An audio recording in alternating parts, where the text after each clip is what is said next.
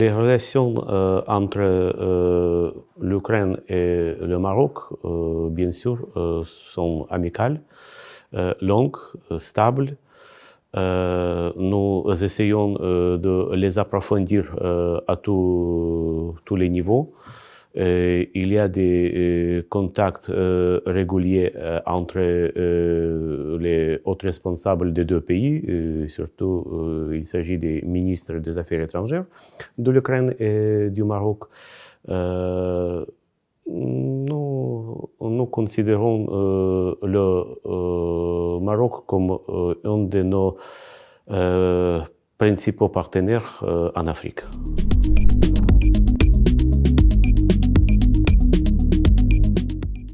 Je vais vous donner quelques chiffres concernant les échanges commerciaux pour l'année précédente. Le volume total était à peu près au niveau de 650 millions de dollars américains. C'est le volume total, dont inclut à peu près les exportations de l'Ukraine au niveau de 450 millions de dollars et les exportations du Maroc vers l'Ukraine au niveau de 180-200 millions de dollars. C'était l'année précédente. Concernant les échanges commerciaux après le début de la guerre entre l'Ukraine, entre la Russie et l'Ukraine, bien sûr, ce volume est considérablement diminué à cause des événements que tout le monde connaît bien. Pour l'instant, je n'ai pas de chiffres pour l'instant, comment ça se passe ces 3 derniers mois. Mais ce qui est sûr et certain, que à cause de l'intervention militaire de la Russie et le blocage des ports maritimes de l'Ukraine au bord de mer d'Azov et au bord de mer Noire, l'Ukraine ne peut pas malheureusement exporter les produits alimentaires, d'ailleurs pour tout le monde entier. Comme vous le connaissez, l'Ukraine est un pays, l'un des grands exportateurs des produits alimentaires dans le monde. 55% de l'huile de tournesol est fabriquée en Ukraine, 10% de maïs fabriqué en Ukraine, et à peu près de 15-20% du blé du monde est produit en Ukraine. Au total, l'Ukraine avec la Russie ont exporté pour le monde à peu près peut-être la moitié du volume total d'exportation dans le monde. C'est-à-dire notre rôle, notre puissance dans ce domaine est énorme, est grande. Mais pour l'instant, à cause des événements, à cause du blocage des ports, nous ne pouvons pas exporter parce que les territoires à côté des ports, de l'eau, ils sont minés par l'armée russe, et aussi quand n'importe quel navire essaye de s'approcher au tel ou tel port ukrainien, tout de suite, les bateaux militaires russes commencent de les tirer. Voilà, à cause de ça, nous ne pouvons pas exporter beaucoup. Mais comme l'Ukraine, c'est un pays civilisé et conscient, et nous prenons notre rôle à l'approvisionnement de tout le monde, et surtout des pays d'Afrique, et bien sûr compris le Maroc. Nous pensons pour l'instant à propos des possibilités de relancer les exportations vers l'Afrique, l'Asie et les autres pays. Nous regardons avec nos alliés, avec nos partenaires, comment nous pouvons faire ça. Maintenant, nous essayons de trouver, on peut dire peut-être on a déjà trouvé quelques solutions. Il s'agit de l'utilisation des ports maritimes de nos pays voisins pour les exportations des produits alimentaires ukrainiens. Tout d'abord, les ports de la Roumanie, les ports de Constance, le plus grand port de Bulgarie, Varna, les ports maritimes de Pologne au bord de pays baltes, au port de la mer Balte. Et aussi toutes les autres possibilités on peut utiliser. Ici, on peut faire que l'Union européenne, les États-Unis, Canada, ils ont diminué absolument tous les impôts et taxes douanières pour l'exportation des produits ukrainiens. On peut dire aussi toute l'infrastructure de ces pays, les pays voisins, Roumanie, Pologne, Bulgarie, est donnée à disposition de l'Ukraine. Ils font changement. Comment ça se passe en réalité? Les camions chargés par les conteneurs de produits, ils vont depuis l'Ukraine, depuis les villes ukrainiennes, à destination de l'Europe. Soit ils arrivent à la frontière où se passe le déchargement des bateaux sur les wagons de chemin de fer. Et après, par le chemin de fer, en Europe, la transportation se continue vers les ports maritimes. Après, on fait le chargement sur les bateaux. Aussi, si c'est possible, en cas de possibilité, parce qu'il y a une différence entre la largeur des chemins de fer ukrainiens, c'est le standard soviétique, disons, et chemin de fer qui est plus serré, plus fin en Europe. C'est-à-dire les wagons ne peuvent pas arriver directement sur n'importe quel endroit en Ukraine. Mais ils peuvent quand même arriver dans des villes qui sont proches de la frontière. Ça permet de rentrer. Là-bas aussi, nous ferons le chargement de ces wagons et après, nous faisons l'expédition de ces wagons soit aux destinataires en Europe, soit au port et après l'expédition vers les autres continents, en Afrique, en Asie, au Proche-Orient, etc. Ça, c'est la situation en général. C'est pas seulement l'Ukraine qui pense à propos de cela, c'est toute la communauté mondiale, on peut dire, concernée beaucoup de cette situation. Le secrétaire général de l'ONU, M. Guterres, pendant son visite en Ukraine et après son retour, il a déclaré que il faut trouver une solution pour les exportations des produits alimentaires ukrainiens pour tout le monde afin d'éviter la famine, surtout dans les pays africains.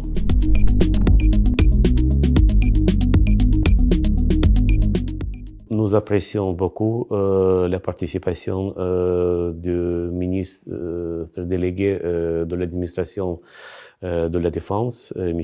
Abdellatif Loudi, à cette conférence. Ça a vraiment une preuve de solidarité avec l'Ukraine, avec, on peut dire, le monde civilisé. Nous attendons la continuation de ce processus. Et il y aura bientôt la deuxième réunion de cette conférence qui devra passer online.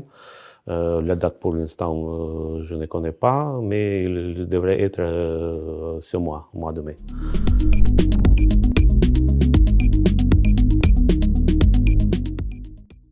D'une manière, en principe, c'est vrai, et on ne peut pas dire en grand mot que c'est leur volonté ou vraiment ils veulent faire comme ça. Il faut, dans chaque fois, il faut voir ce qui précédait, quelle était la situation précédente pour qu'ils fassent cette décision. Parce que nous ne voulons pas dans tous les cas, et c'est notre position officielle de notre pays, dans aucun cas, nous ne voulons pas perdre nos étudiants étrangers. Ça ne concerne pas seulement le Maroc, ça concerne tous les pays du monde entier, des pays d'Asie, etc.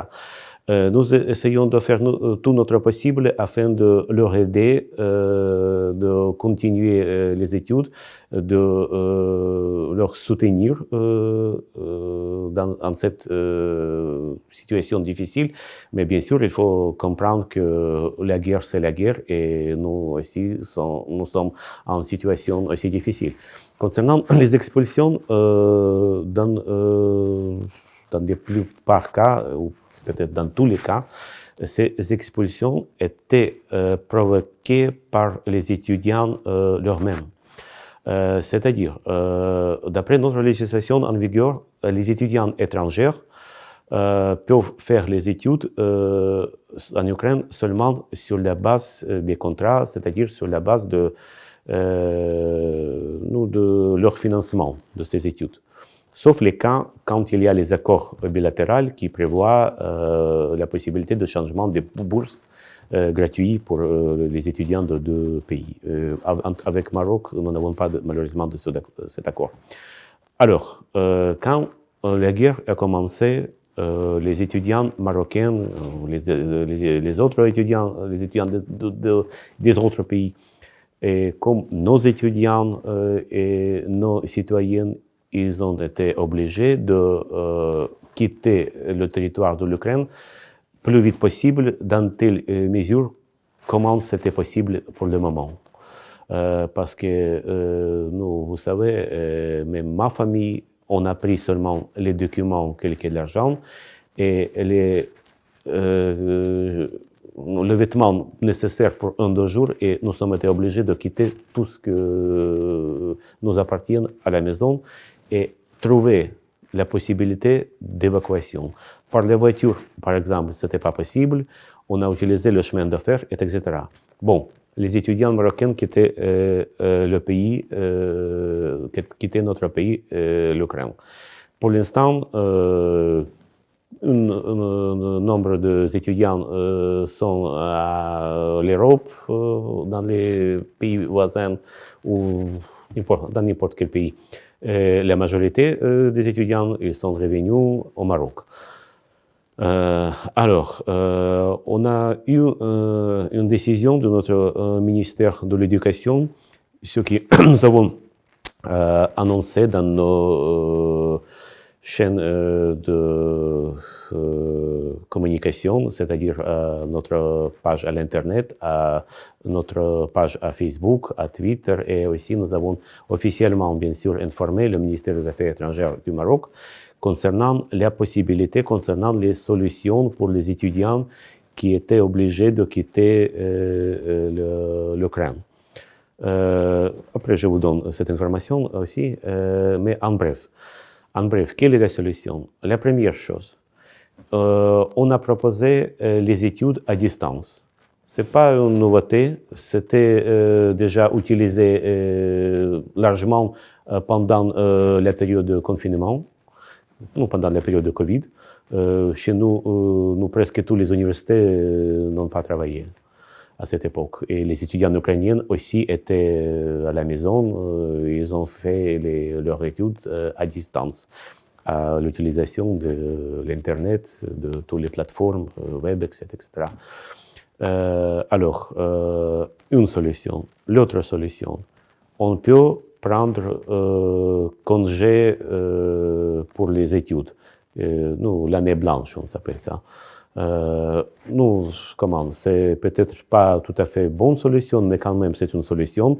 Et peut-être pour tel ou tel nombre des étudiants, ça c'est aussi une bonne occasion de passer une année ici, dans leur famille, et se préparer pour les études. Et peut-être dans une année, la guerre se terminera, je ne sais pas, on va voir. Voilà, ces propositions étaient faites.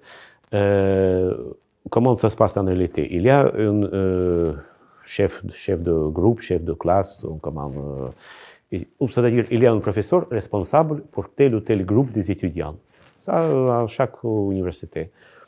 Il est toujours, ce professeur responsable, il est toujours en contact avec les étudiants, avec tous les étudiants étrangers. et il leur informe à propos de la situation, à propos des changements, de la législation, de tout ce qu'il faut. Nous, c'est comme père-mère, on peut dire. Avant d'expulser telle ou telle personne, c'est sûr et certain qu'ils ont contacté les étudiants en leur proposant de payer le montant nécessaire afin de continuer les études. Même s'ils n'ont pas pu payer, il existe toujours la possibilité de proroger ou rapporter ce paiement. Il faut juste déclarer ça à l'université. Nous sommes aimables, nous sommes conscients que la guerre, pour nous, c'est difficile. Pour tous les autres citoyens, ça pourrait être aussi ça pourrait poser quelques difficultés. Et on peut toujours trouver solution. Mais si l'étudiant refuse de payer, s'il refuse de contacter les professeurs, alors l'université n'a pas de choix, il est obligé d'expulser ses étudiants. Voilà, ces étudiants.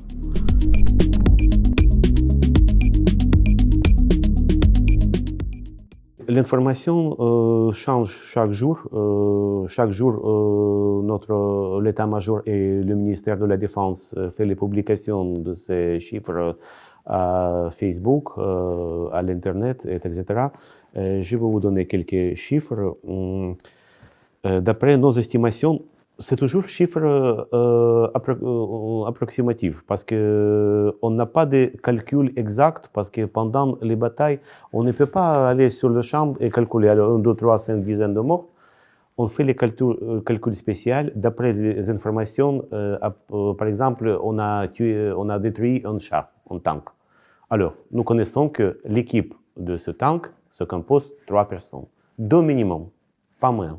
Alors, si nous avons détruit 2 tanks, ça fait dire au minimum 4 personnes tuées, au maximum 6. Je vous montre la logique, comment ça se passe. En date du 19 mai, les forces armées ukrainiennes ont tué, on peut dire, 28 000 militaires russes. 28 000. Alors, d'ici, il faut ajouter un très grand nombre de soldats et officiers russes qui ont été blessés. Parce que statistiques militaires générales nous disent que s'il y a une personne morte, on peut ajouter au minimum 3 personnes blessées.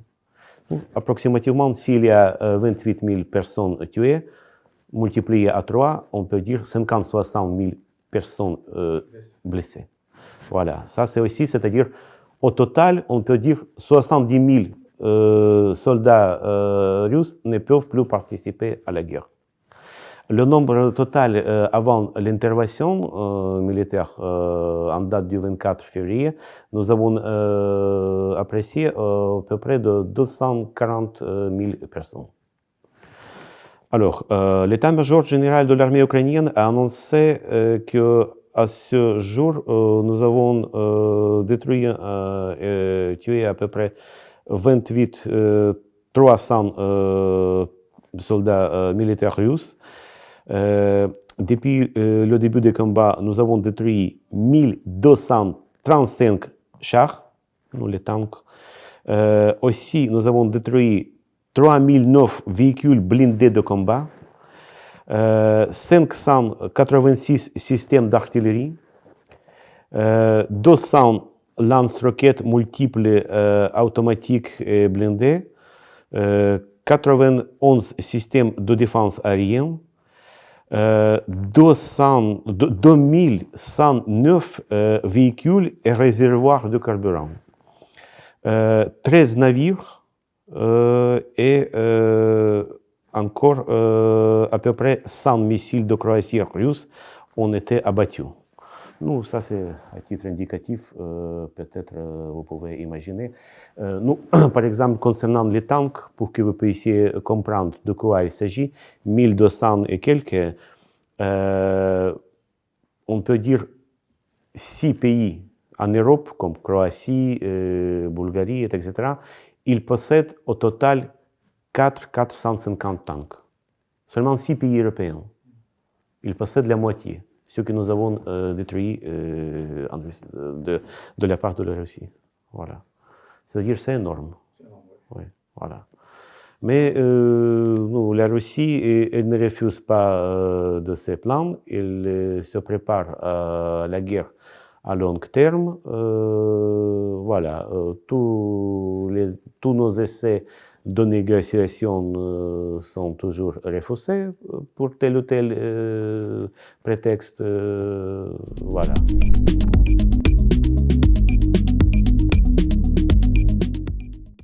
L'Ukraine, évidemment, nous sommes conscients, nous comprenons que la Russie est une grande puissance du monde. C'est un pays militaire. Nous ne pouvons pas leur combattre nous-mêmes seulement. Nous avons besoin de l'aide de nos partenaires, des autres pays, etc. Plus vite vous comprenez que la Russie, c'est une chose plus mauvaise qu'on peut imaginer dans le monde, plus vite la situation va stabiliser au niveau sécuritaire dans le monde, au niveau de sécurité alimentaire aussi dans le monde. Il s'agit de sécurité politique ou au niveau ce qui concerne de la défense du pays. Mais concernant le Maroc, il s'agit de la sécurité alimentaire tout d'abord. L'Ukraine a besoin de trois choses simples. C'est l'armement, les sanctions et l'aide humanitaire. Malheureusement, aucune de ces choses n'est pas considérée par le Maroc afin de nous soutenir. Nous, quand même, nous essayons de comprendre aussi la position du Maroc dans le domaine de ce qui concerne le conflit, la guerre entre l'Ukraine et la Russie. Mais quand même, on ne peut pas dire que pour l'instant, il y a tel ou tel type de neutralité. Il y a les deux choses, jour et nuit, blanc et noir. Et maintenant, chaque pays, chaque personne doit choisir sur quel côté il se trouve. Le monde civilisé a bien choisi le blanc. Maintenant, c'est le tour du Maroc à choisir. لا تنسى الاشتراك في القناة وتفعيل زر الجرس ليصلك جديد الفيديوهات من هسبريس.